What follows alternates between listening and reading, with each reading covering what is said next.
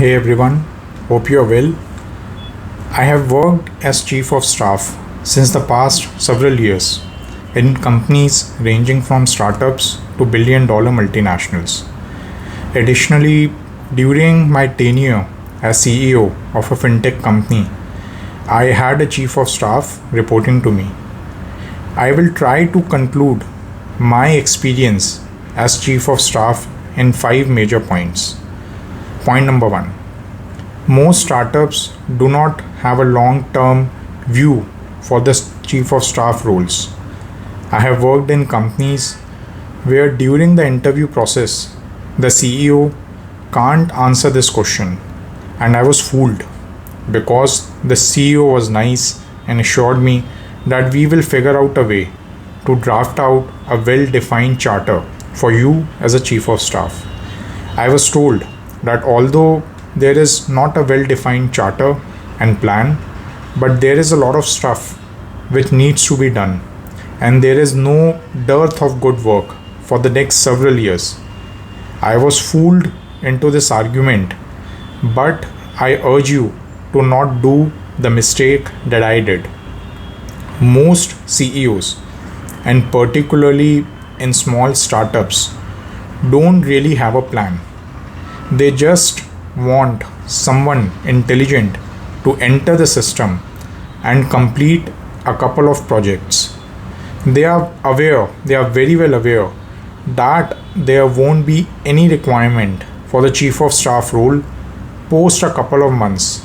And believe me, since chief of staff derive good salaries, the CEO of these small startups will never pay you because they don't have any work for you. In case they have not recruited you with a well defined charter, in case whatever projects were given to you have already been completed by you, rather, they will develop baseless grounds of frivolity to drive you out of the system and try their best to not give you any notice, any variable pay, which is generally given post a year, or any other benefits that were promised initially. Point number 2. Chief of staff roles do not have a very concrete job description to them. It is anything and everything that arises out of your CEO's desk. While this may be fine and might constitute to high personal growth, but at the same time, things turn south when, in stark contrast to the famous last words during the interview process, where the whole evaluation panel was all hunky dory and proud that this role is going to be anything and everything, they turn their back on you and want to measure your performance in a very objective fashion. They want to calculate your ROI in a very objective and mathematical fashion.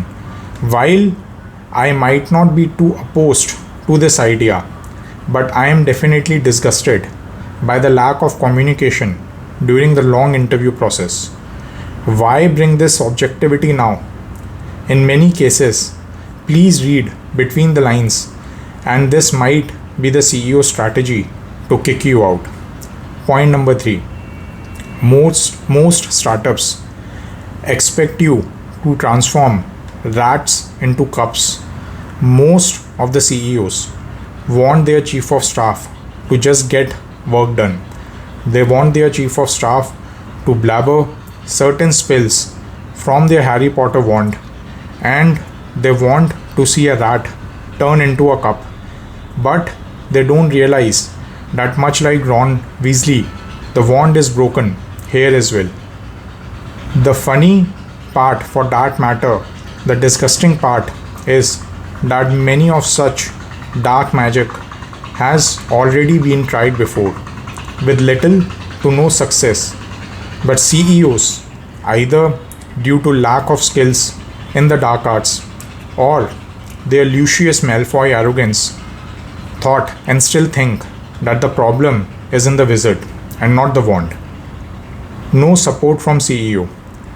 How many of you currently in their chief of staff role have been asked to get work done from a person who is 4 or 5 levels senior to you, have been working in the company since the past 5 years, may be related to the CEO personally as well.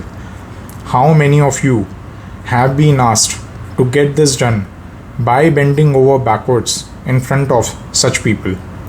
How many of you have got any support from your CEO post you have tried everything to get work moving?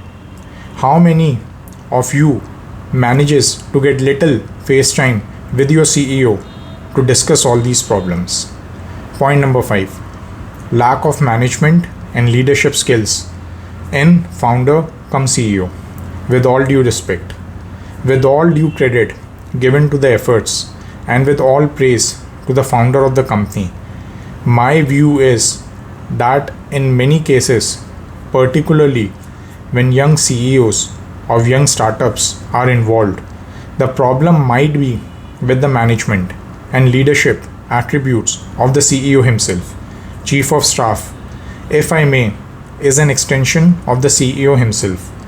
The task here is to manage projects and tasks on the CEO behalf, and it becomes important to understand the CEO, understand his personality, understand his thought process, understand his work ethic, because you would be expected to be him.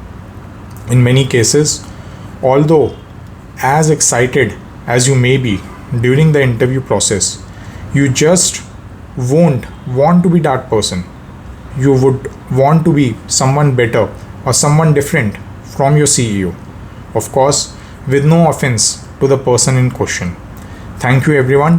Have a nice day ahead.